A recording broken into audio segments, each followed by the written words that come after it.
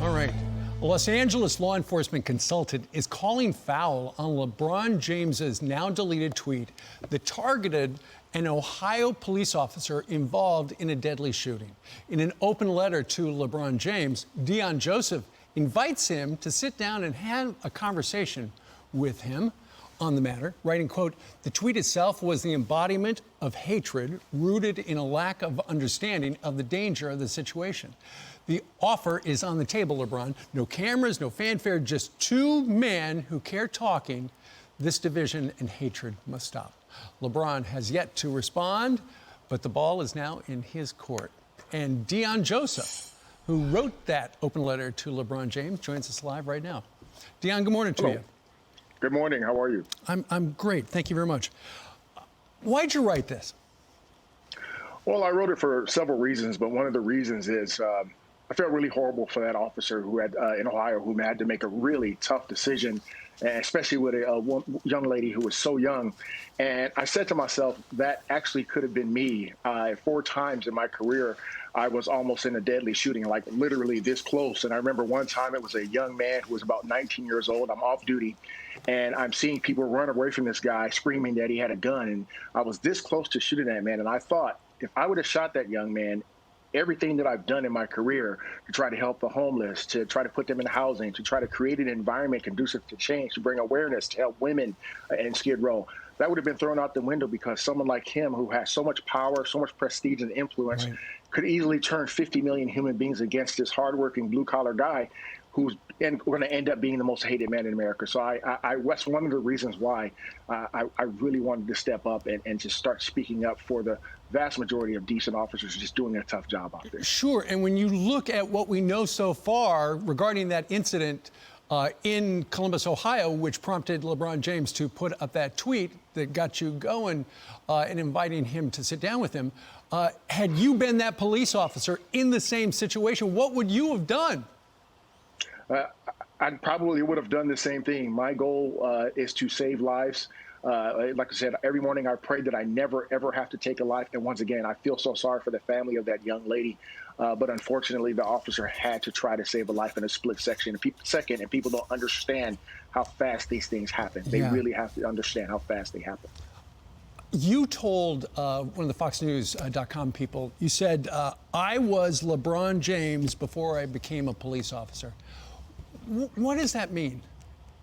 Well, once I was a young African-American male in society, and when I came up in the late 80s and early 90s. So that was a very violent and turbulent time, but also it was a time of anti-police sentiment where, you know, you had the Rodney King incident, Dalton Street, and all these other things. And all my family and friends, we kind of had to share this monolithic view that all police were inherently our enemy.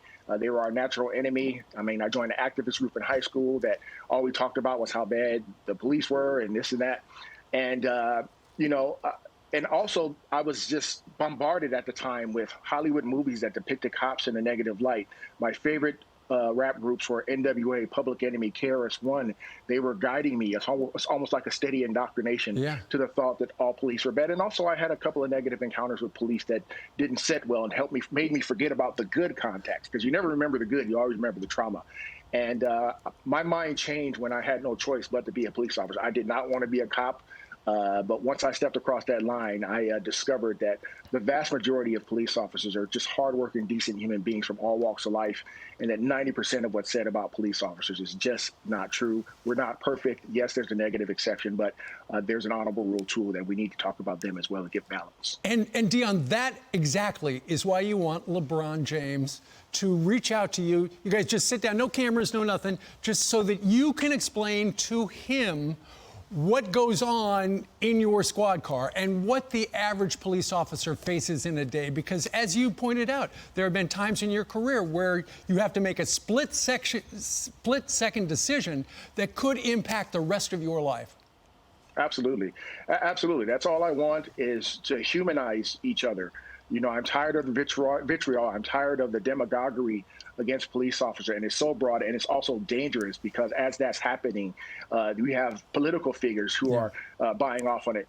I don't mind if Joe on the corner on social media all day watching collages of cop hate videos is upset. But when we start hearing our politicians espousing the same rhetoric, that's when it's time to be concerned. And what that ends up doing is tying our hands over time and actually hurting people of color in some of the most marginalized communities that we signed up to serve and protect as well. Sure. And Deon, it's not just politicians. I read reports about the Oscar cast. I didn't watch the Oscars, but apparently there were a number of people who were talking about police, and it was not favorable. Yes, I heard that too, and it was disheartening because prior to this new wave of anti-police mentality, a lot of these celebrities had relationships with police officers. They knew police officers. They had police officers that security and bodyguards, and we would stand by and protect them at their events. And it was just unfortunate that once again, these people who have influence, well-intended, but not informed, and when you don't talk to the other side, and you buy into a one-sided narrative about any group, that can be dangerous. You can end up putting not just cops in danger, but also the public that we're trying to help as well. Deon, I think it would be great if LeBron James took you up on your offer and not only just sit down and talk about your job and what people in uniform face, but it would be great if you could take him on a ride along, so he could see what you do. He could interface with the people you see every day. What's the one thing he would see that he does not know right now? Well, I think he would see the relationships that we do have. If you step away from the TV set, if you step away from your smart device, you'll see the relationship I have with the community I serve they're like my family. I'm in a pandemic and I have to stop some homeless person from trying to kiss me on the cheek now because, I don't want the Rona again. Right. But to see that, we do care about the people we serve. Sometimes we don't have time to show it. Look, when crime is high, like it's getting right now, a police officer only has time to show you what he does. Yeah. But when we're able to work together with the community and build relationships and drive crime down, we can show who we are. Now, I've been able to master the art of both, but I would like to work with someone like LeBron, who has some influence, who can influence all communities to come together, meet with police again, to create this synergy where, they understand the job we have, and also they can hear from us that we do care about them and want to make things better.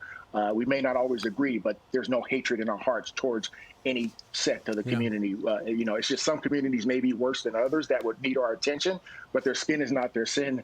Disparity doesn't always equal bias. Sometimes it's just the data that drives us to the community. When you have 20 people getting stabbed on one block, we have to be there. And if we're not, people die.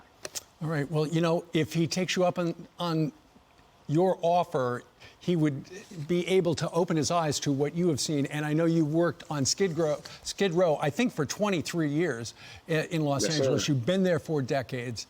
Thank you, Deon Joseph, that is to say, for your service out there in Los Angeles. It's a real pleasure chatting with you on this Wednesday morning. Thank you, sir. And thank you for having me. God bless you guys. Take care. And if he calls, let us know, okay?